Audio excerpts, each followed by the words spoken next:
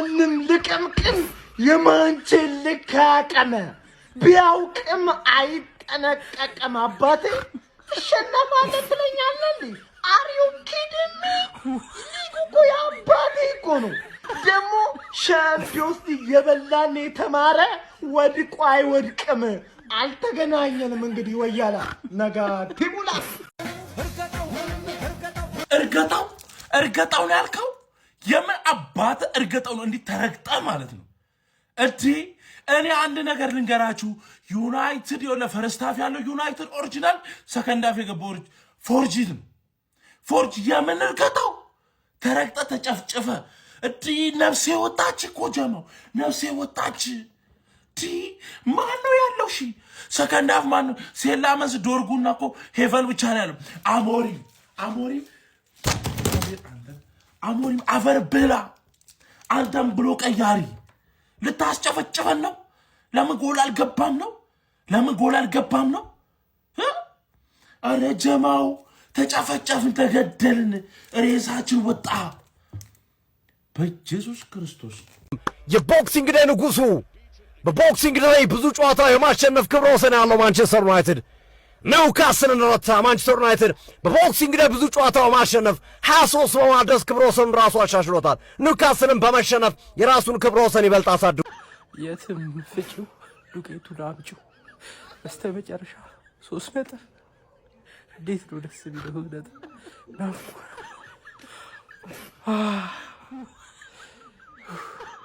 ማንቸስተር ዩናይትድ በዘንድሮ ሲዝን ትልቁን ድል አስመዘገበ ብዬ ማምንበትን 3 ምክንያቶች ልንገራችሁ። አንደኛ አሞሪም ሲስተሙን ቀየረ። ፈርስት ሃፍ 4 ከኋላ የሚቀርሰው ተከላካይ አረገ፣ ከፊት ለፊት እንዲቀያየሩ አረገ። ዶርጉ ማብራት አበራ። ፈርስት ሃፍ በቃ ሰከንድ ሃፍ ደግሞ ተቀያየረብኝ ከሚሊዮን ነው የሆነብኝ።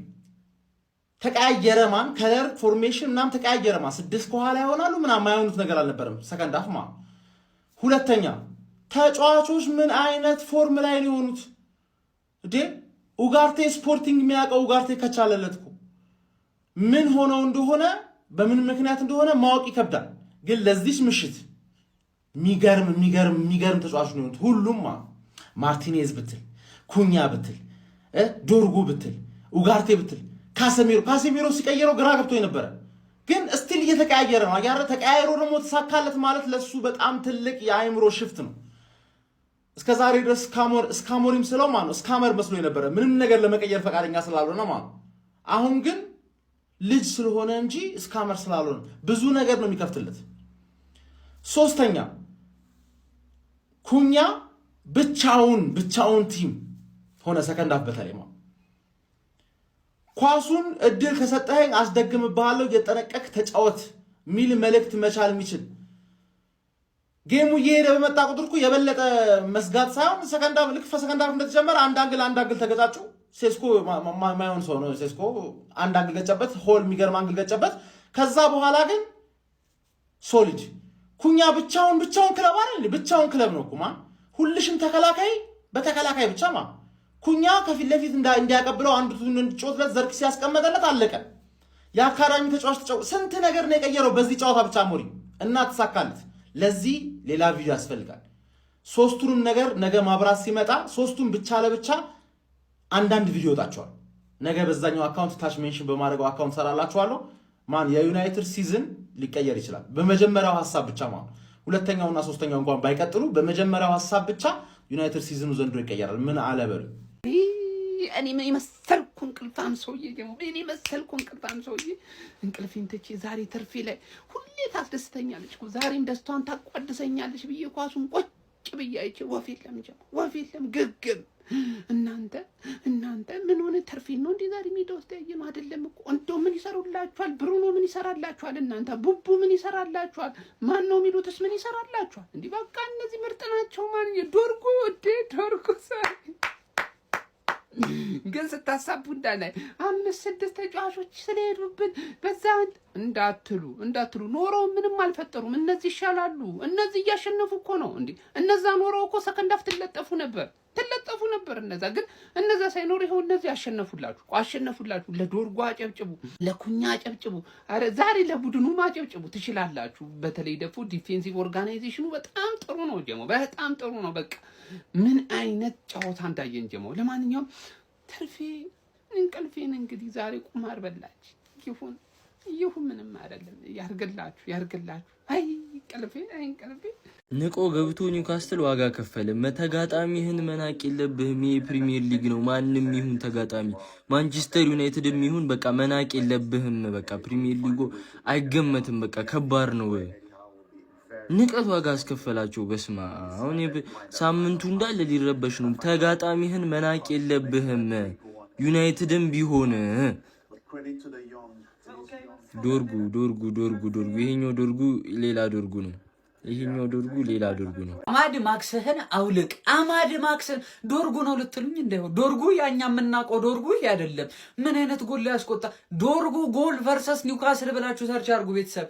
እንዴ የመጀመሪያ ፕሪሚየር ሊግም ለዩናይትድም ለጨዋታውም የመጀመሪያውን ጎል ዶርጉ አስቆጥሯል። ወገን ኒውካስል ጋር ነው አይደል የሚጫወቱት? ወዴት እየሄድን ነው?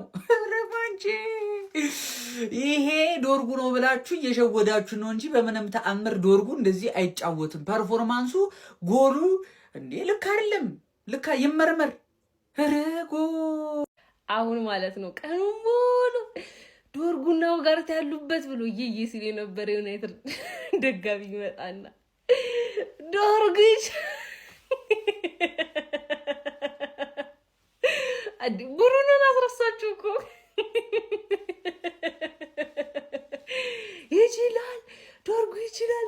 ሲጀመርኛ እንኳን ማና ይላል። አሁን እየመጡ ተቃጥያለሁ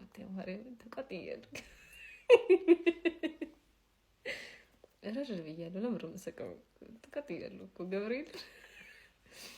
ግን መሳቅ ግዴታ ነው። ግን ያገባት ጎል አረ ምንድነው ማውራው? ከስንት አንዴ ቢሸንፉ ቪዲዮ ራሱ ጠፋብኝ። አረ የራሳችሁ ጉዳይ እንጂ በፍጹም አይን አይደለም። በደንብ ተመልከተው። ከየትም ፍጩ ዱቄቱን አምጩ ነው የሚባለው። እንዲህ 3 ነጥብ ነው ዛሬ ያዩት። ይሄ ሰውዬ ማለት ነው 10 ጊዜ ቢሰጠው ደግሞ ማያገባውን ኳስ ነው። ምን አይነት ጎል ያገባው ዶርጉ በቃ የዩናይትድ ደጋፊ በቃ ማመን እስኪያቅታቸው ድረስ አንገታችንን እዚህ ጭነን ደግሞ ቅያሪዎቹ ሳሞሪ ምንድን ያደረግከው ዛሬ ማለት ነው? አሞሪ ማለት ነው ይዞት የገባው ፎርሜሽን ነው መሰለኝ በጣም ቆንጆ ነበረ። ፈርስት ሃፍ ሰከንድ ሃፍ ከቀያሪው በኋላ ነው ትንሽ ልብ ድካም ሲያዝ የነበረው እንጂ 4-2-3 መሰለኝ ካልተሳሳትኩኝ ይዞት የገባው ፎርሜሽን ናይስ ነው እኮ። ግን ሲጀመር ዩናይትድን አጠብቀው ካልጠበቀው እንደዚህ ያስደምማል። እኔ ከጨዋታው በፊት አቻም ከወጣ ይሄን ጨዋታ ካሸነፈም ታምር ነው ብዬ ነበር። ታምር ነው። ኦልድ ትራፎርድ ላይ አንዴ አይምራ ከመራ በቃ ሊያጋይ ነው ሊያጠፋ ነው ማለት ነው። ኦልድ ትራፎርድ ላይ እየመራ ቆይቶ ከተሸነፈ በቃ ዘመናት አልፏል፣ በጣም ቆይቷል። እዚህ ሜዳ ላይ አምጥቶ መራ ማለት በቃ መጨረሻ ታውቋል ማለት ነውና ኒውካስትል ዛሬ ከነ ክሊን ሺት ይርግባ ነው። ብሩኖ ሁላ ሜዳ ውስጥ ነው ያለው። እንደውም ካሁን በኋላ እንዳሳ ያለ ብሩኖ ለምን አትሞክሩትም? ባላንሱን የጠበቀ ምርጥ ስኳድ አይቻሉ። ዛሬ ወደ መጨረሻ አካባቢ ያው ስላፈገፈጋችሁ ነው ያ ሁሉ ሙከራ የተሞከራባችሁ ብዬ አስባለሁ እንጂ በቃ ባላንሱን የጠበቀ ስታጠቁላ ምርጥ ነበር። ግን ያው ብሩኖ ሁሌ ያው ክሬቲቭ ነው እሱ ምንም የሚካር ነገር የለም። ቀልዴ ነው። ግን ያለ ብሩኖ የሚገርመውን ስኳድ አይተናል ዛሬ። ትችላላችሁ ማለት ይቻላል። ያለ ብሩኖ መጫወት ይቻላል። አሬ ይመቻችሁ፣ እግዚአብሔር ይመቻችሁ። ፒስ አውት። እጅግ በጣም ጣፋጭ 3 ነጥብ ለሩበን አሞሪሙ ማንቸስተር ዩናይትድ በ18ኛ ሳምንት የእንግሊዝ ፕሪሚየር ሊግ መርሃ ግብር ኒውካስትልን ኦልድ ትራፎርድ ላይ ያስተናገደው ማንቸስተር ዩናይትድ በፓትሪክ ዶርጉ አስደናቂ የሆነች ቮሊ ጎል አማካኝነት 1-0 በሆነ ጠባብ ውጤት በማሸነፍ ጣፋጭ የሚባል 3 ነጥብ ማግኘት ችሏል። በዚህ ጨዋታ ላይ ማንቸስተር ዩናይትድ ፈርስት ሃፍ እጅግ በጣም አስደናቂ የነበረ ፐርፎርማንስ ነበር ሲያሳየ የነበረው። የግብ ዕድሎችን በመፍጠሩ ረገድ በጣም አስደናቂ የሆነ ብልጫ እንደነበረው ተመልክተን ነበረ። ካለ ብሩኖ ፈርናንዴዝም በዚህ ልክ ማንቸስተር ዩናይትድ ፐርፎርም ያደርጋል ብለን ላልጠበቅን ሰዎች ሰርፕራይዝ የሚያደርግ ቡድን ነበረ። ሰከንድ ሃፍ ግን ኒውካስትል ወደ ጨዋታው ለመመለስ በሚያደርገው ጥረት ውስጥ የተሻለ ቡድን ሆኖ አግኝተነው ነበረ። ነገር ግን ምንም እንኳን የተሻለ ቡድን የነበረ ቢሆንም የነበረውን ብልጫ ወደ ጎልነት ለመቀየር በጣም ተቸግሮ 1-0 ለመሸነፍ ተገዷል ማለት ነው። በዚህ ጨዋታ ላይ ፓትሪክ ዶርጉ እንዲሁም ደግሞ ማቲያስ ኩኛ በጣም ሲያስደንቁ የነበሩ። ማቲያስ ኩኛ ሪሴንትሊ ለማንቸስተር ዩናይትድ ያለው ፐርፎርማንስ እጅግ በጣም አስደናቂ እንደሆነ እየተዘብኩ ይገኛለሁ። በኒውካስትል ዩናይትድ በኩል ደግሞ ሉዊስ ሳል በጣም ሲያስገርመኝ ነበር። ዛሬ ጥሩ ፐርፎርማንስ ነበረው ምንም እንኳን ቡድኑ ቢሸነፍም ማለት ነው። ለማንኛውም ማንቸስተር ዩናይትድ አሁን ላይ በፕሪሚየር ሊጉ 29 ነጥቦችን በመያዝ 5ኛ ደረጃ ላይ ተቀምጧል። ብሩኖ ፈርናንዴዝን ያልያዘው ማንቸስተር ዩናይትድ ድልም ማድረግ ችሏል ማለት ነው። ፈታኙን ዩናይትድ ምንም እንኳን ኮንሲስታንት ባይሆንም ማለት ነው። ለማንኛውም ስለዚህ ጨዋታ ምን ትላላችሁ? ካላችሁ ሀሳባችሁን ኮመንት ሴክሽን ላይ አካፍሉኝ። የፕላስ ምልክቱን በመጫን ፈጣን አዳዲስ የሆኑ ፕላስ መረጃዎችን ማግኘት ትችላላችሁ።